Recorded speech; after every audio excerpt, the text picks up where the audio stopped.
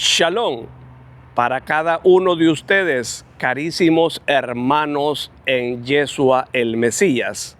Hoy, Fusión Cristiana Universal estará impartiendo palabra sacrosanta exactamente al pie de la letra, tal cual fue proferida por esos labios divinos allá en Israel hace más de 20 siglos. Para que tú entres en esta esfera espiritual de este mensaje, tienes que meditar la palabra, cerrando tus ojos y abriendo el ojo del pensamiento. Así tendrás única y exclusiva direccionalidad de la tríada divina, ya que quiere impartirte en exclusiva este mensaje con características vívidas solo para ti. Por lo tanto, cierra tus ojos. Yeshua está solo. Camina lentamente, acercándose a espaldas de Juan.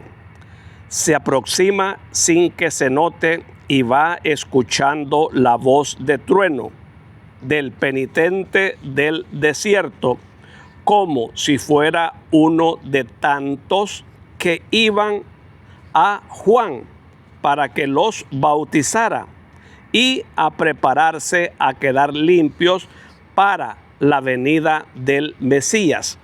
Nada le distingue a el maestro de los demás. Parece un hombre común por su vestir, un señor en el porte y la hermosura, mas ninguno signo divino le distingue de la multitud. Pero diríase que Juan ha sentido una emanación de espiritualidad especial. Se vuelve y detecta inmediatamente su fuente. Baja impetuosamente de la roca que le servía de púlpito y va deprisa hacia el Mesías, que se ha detenido a algunos metros del grupo, apoyándose en el tronco de un árbol. El Salvador y Juan se miran fijamente un momento. Yeshua, con esa mirada suya azul tan dulce, Juan con su ojo severo, negrísimo, lleno de relámpagos. Los dos vistos juntos son antitéticos, altos los dos. Es el único parecido. No son muy distintos en todo lo demás.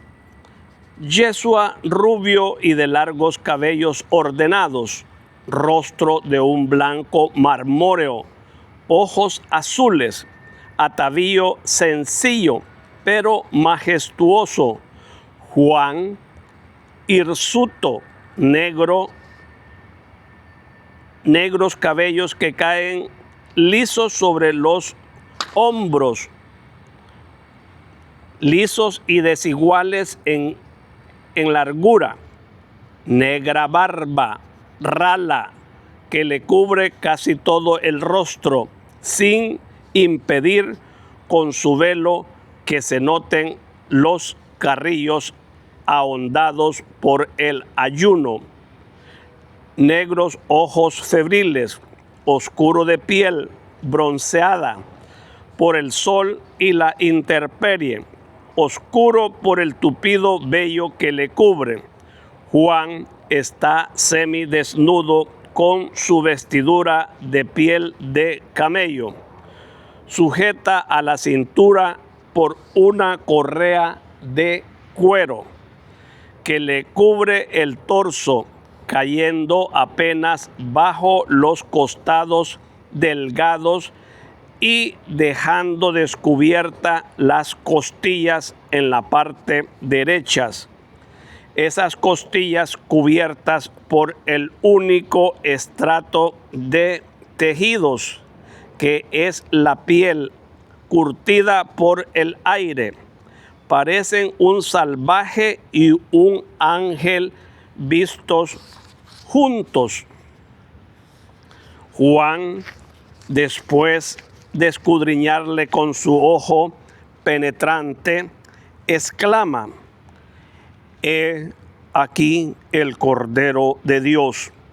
¿Cómo es que vienes a mí, mi Señor?». Yeshua responde lleno de paz: «Para cumplir el rito de penitencia».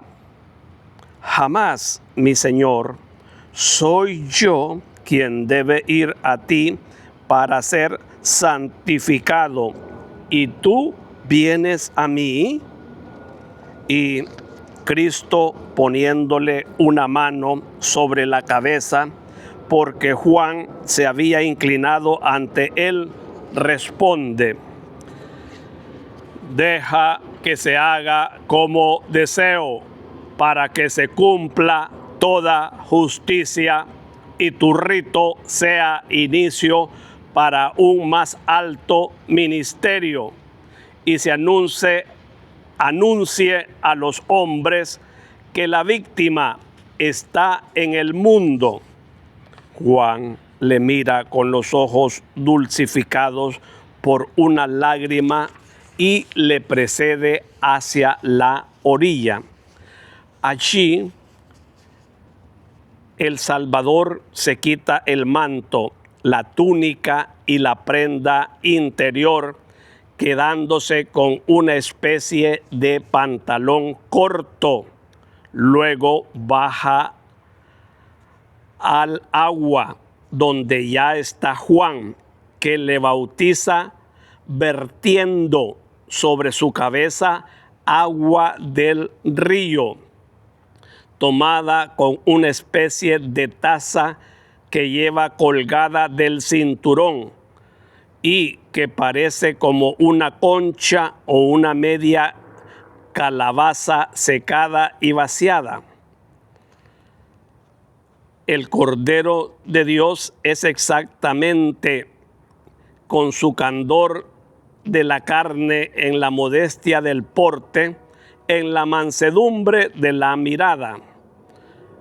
Mientras Yeshua remonta la orilla y después de vestirse se recoge en oración, Juan le enseña y le señala ante las turbas y testifica que le ha reconocido por el signo que el Espíritu de Dios le había indicado como señal inefable del Redentor. Hermanos, esta es la gloriosa, sacrosanta palabra de el Mesías, y su pueblo agradecido dice: «Te alabamos, Señor».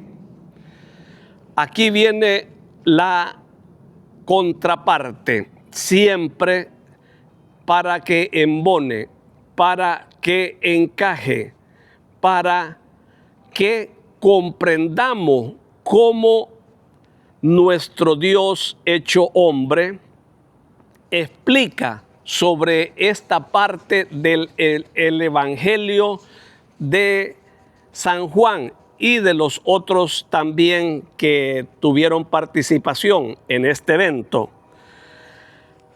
Oigamos la explicación de nuestro Dios hecho hombre. Dice así el Mesías: «Juan no tenía necesidad del signo para sí mismo. Su espíritu, presantificado desde el vientre de su madre, poseía esa vista de inteligencia sobrenatural que habría poseído todos los hombres sin la culpa de Adán. Si el hombre hubiera permanecido en gracia, en inocencia, en fidelidad para su Creador, habría visto a Dios a través de las apariencias externas. En el Génesis se lee que el Señor Dios hablaba familiarmente con el hombre inocente y que éste no desfallecía ante aquella voz y no se equivocaba al discernirla. Era destino del hombre ver y entender a Dios, justamente como un hijo con su padre. Después vino la culpa y el hombre ya no se ha atrevido a mirar a Dios. Ya no ha sabido ni ver ni comprender a Dios. Y cada vez lo sabe menos. Pero Juan, mi primo Juan, quedó limpio de la culpa cuando la llena de gracia se inclinó amorosa a abrazar a Isabel. Un tiempo estéril, entonces fecunda. El pequeñuelo saltó de júbilo en su seno, sintiendo caérsele de su alma la escama de la culpa, como costra que cae de una llaga que sana. El Espíritu Santo que había hecho de María la madre del Salvador comenzó su obra de salvación a través de María, vivo sagrario de la salvación encarnada, sobre este niño que había de nacer destinado a unirse a mí, no tanto por la sangre, cuanto por la misión que hizo de nosotros como los labios que forman la palabra. Juan los labios, yo la palabra. Él, el precursor en el evangelio y en la suerte del martirio. Yo, quien perfeccionaba con mi divina perfección el evangelio comenzado por Juan y el martirio por la defensa de la ley de Dios. Juan no tenía necesidad de ningún signo, pero la cerraron de los demás lo requería. Repito, pero la cerrazón de los demás lo requería. ¿En qué habría fundado Juan su aserción, sino sobre una prueba innegable que los ojos y oídos de los tardos hubieran percibido? Tampoco yo tenía necesidad de bautismo, pero la sabiduría del Señor había juzgado que ese era el momento y el modo del encuentro, induciendo a Juan a salir de su cueva del desierto y a mí a salir de mi casa. Nos unió esa hora para abrir sobre mí los cielos donde habría de descender él mismo, paloma divina sobre aquel que bautizaría a los hombres con tal paloma, y el anuncio más potente que el angélico, porque provenía del Padre mío. Este es mi Hijo muy amado, con quien me he complacido, para que los hombres no tuvieran disculpas o dudas en seguirme o en no seguirme. Las manifestaciones del Cristo han sido muchas. Las primeras después del nacimiento fue la de los magos, la segunda en el templo, la tercera en las orillas del Jordán. Después vinieron las infinitas otras que daré a conocer, porque mis milagros son manifestaciones de mi naturaleza divina, hasta las últimas de la resurrección y ascensión al cielo.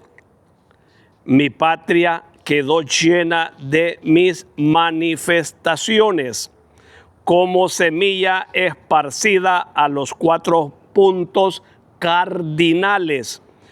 Llegaron a todo estrato y lugar de la vida, a los pastores, a los poderosos, a los doctos, a los incrédulos, a los pecadores, a los sacerdotes, a los dominadores, a los niños, a los soldados, a los hebreos, a los gentiles. También al presente se repiten.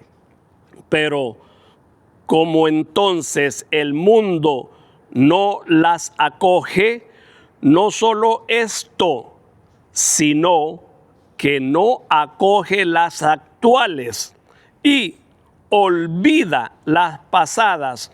Pues bien, yo no desisto, yo me repito para salvaros, para conduciros a la fe en mí. Hermanos, esta es la gloriosa, sacrosanta palabra del Mesías, y su pueblo agradecido dice: te alabamos, Señor. Hermanos, qué bello es saber en primera línea de fuego cómo fue el bautizo de nuestro Señor Mesías. Vemos una cosa preponderante que actualmente tal vez no lo hacen al pie de la letra, o sea, tácitamente como la están escuchando. El bautizo del Señor, Él entra al agua en prácticamente prendas muy personales, muy íntimas. Dice aquí que solo se quedó en un calzón y se quitó todo lo demás, la túnica, el manto y todo lo que le cubría. Y Juan, cuando lo bautizó, utilizó una concha y con eso agarró agua del río Jordán y le puso en la cabeza. No fue una sumersión al agua, no, sino que fue prácticamente que se le puso agua sobre la cabeza. Eso tiene que ser así, exactamente tal cual fue hecho hace más de 2000 años. La otra situación acá, en lo que es importante reconocer, hermanos, es con respecto a San Juan Bautista, que la Virgen María, la esposa del Espíritu Santo, madre de Yeshua, hija predilecta de Hachén, ella jugó y siempre será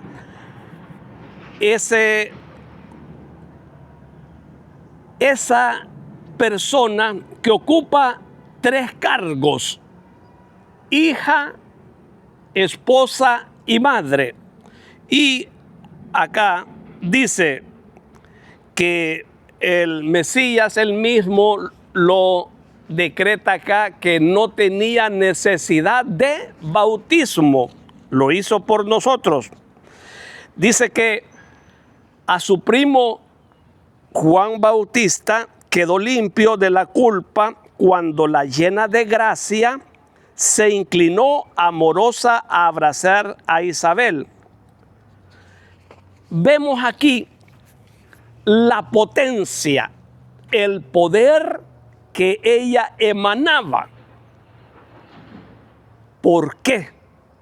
Porque poseía tanto a Dios afuera, como lo era el Padre Hachén, y Rúa, el Espíritu Santo, el Paráclito, y dentro de su ser tenía al hombre Dios, al divino. Entonces la cobertura era completa. Y aquí tenemos, aunque no nos guste o hemos sido inducidos o nos hemos dejado inducir por no respetar, por no amar a esa mujer virgen en su mente, en su vientre, en su alma, en su espíritu, perfecta, por lo que ella no podía tener a un perfecto si ella no lo era. Dios la divinizó para que de ella naciera el divino. Y aquí que dice su Hijo, su Dios, su todo, la llena de gracia, no le hacía falta absolutamente ningún don, ningún fruto del Espíritu Santo. Todo lo poseía ella, porque era la esposa de la sabiduría. Hermanos, esto completamente está fuera de serie. Y acá también esto es importante, que dice el maestro que Juan eran los labios y él la palabra.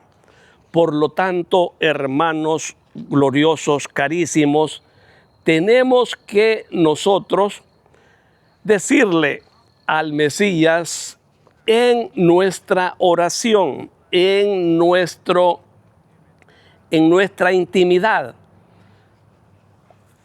yo quiero ser los labios, que de mis labios salgas tú, palabra viva, palabra gloriosa.